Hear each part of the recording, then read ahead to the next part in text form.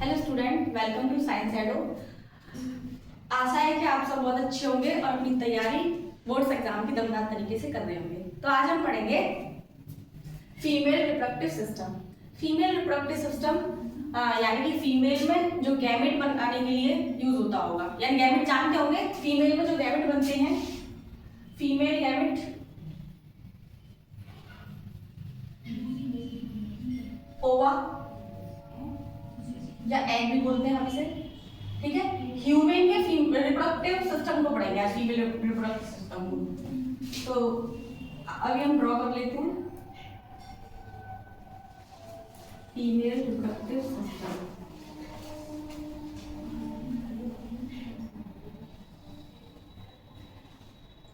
Female reproductive system में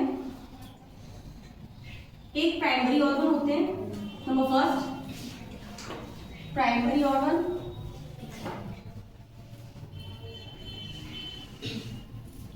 जो एकमात्र क्या होता है, ओवरी होता है, ठीक है। दूसरा होता है ट्यूब या सेकेंडरी ऑर्गन बोल सकते हैं। ट्यूब में आता है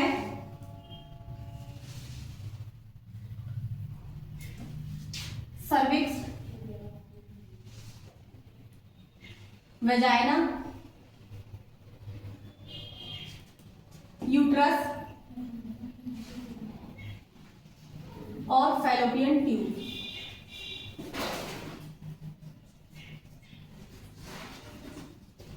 तो क्या आता है, वेजाइना,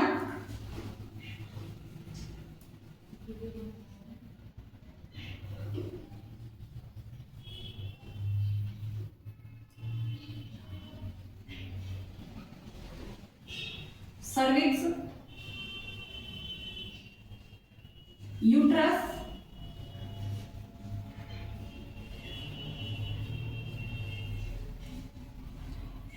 यूट्रस खोखला भाग होता है। सर्विक्स यूट्रस के बिल्कुल नीचे वाली ट्यूब होती है, उसके नीचे वजाइना होता है जहां पर स्पर्म कैरी किए जाते हैं। स्पर्म एक्सोजेनेटिया द्वारा छोड़े जाते हैं।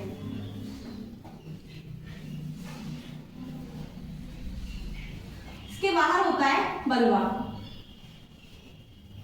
बलवा को अगर हम देखें तो बलवा बाहर से कुछ इस तरह का दिखाई देता है।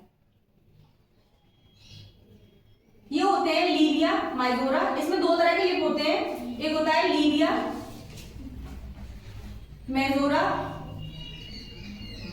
इसके अंदर फिर लिप होते हैं जिन्हें बोलते हैं लीविया माइनोरा।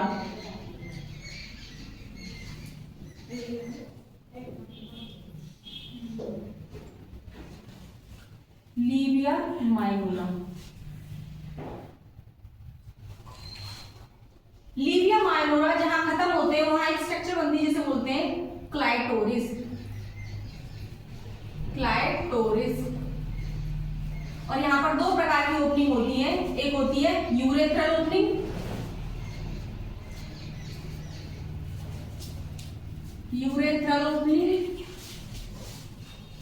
जहां से यूरिन पास होता है फीमेल में, और एक होती है बर्थ कैनाल जिसे हम बल्बा बोलते हैं या बल्बल ओपनिंग बोलते हैं इसे हम।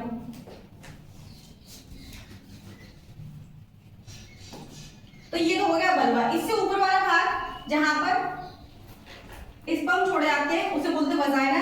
इससे ऊपर वाला भाग जहां पर स्पर्म आने के बाद यह सिकुड़ना स्टार्ट होते हैं, कॉन्ट्रैक्शन पैदा करते हैं, उसे बोलते हैं सर्विक्स। इससे ऊपर वाला भाग जहां भ्रूण इम्प्लांटेशन करता है, जहां एम्ब्रियो इम्प्लांटेशन करता है गैस्ट्रुला फेज में, ब्लास्टुला फेज में, उसे बोलते हैं हम यूट्रस। यूट्रस के चारों ओर पतली दीवार पाई जाती है, वॉल पाई जाती है। ये तीन भागों में बटी रहती है। सबसे अंदर वाली को बोलते हैं एंडोमेट्रियम। एंडोमेट्रियम जो मेंस्ट्रुअल साइकिल के समय टूटकर बॉडी से बाहर ब्लीडिंग की फॉर्म में निकल जाती है। इसके मिडल वाली को बोलते हैं मायोमेट्रियम। मायोमेट्रियम, और इससे अंदर वाली को बोलते हैं पेरीमेट्रियम।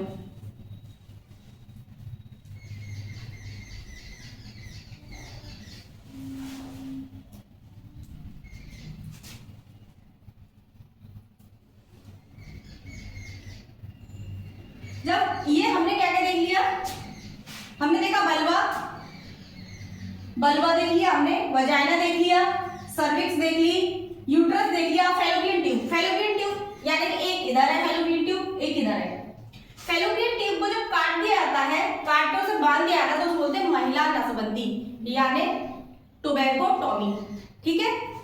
और काटा क्यों जाता है? जब हमें किसी स्त्री में ओवम को बाहर न निकलने देने की प्रक्रिया करनी हो, यानी उसकी नसबंदी करनी हो, तो उसे बोलते हैं हम टोबैकोटॉमी, ठीक है। ये जो फैलोपियन ट्यूब है, जो यूट्रस के पास वाला भाग है, उसे बोलते हैं हम एम्बुला, एम्बुला। और इसके मिडिल वाले भाग को बोलते हैं हम इस्थमस, इसके मिडिल वाले भाग को हम बोलते हैं इस्थमस।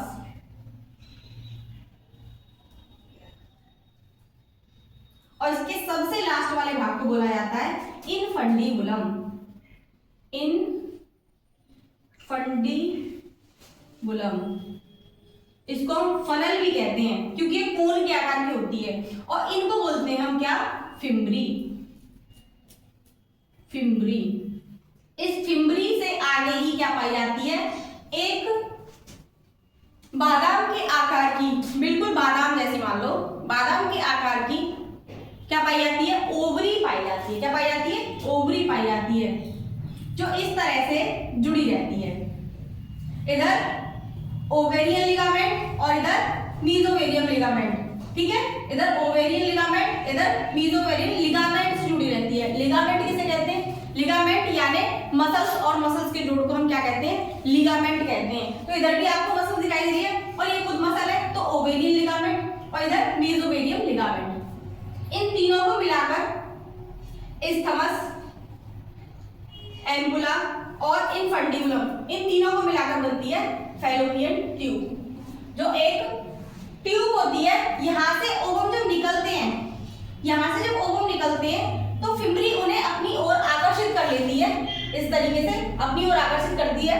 और आकर्षित करने के बाद ओवम को यहां ले आते हैं।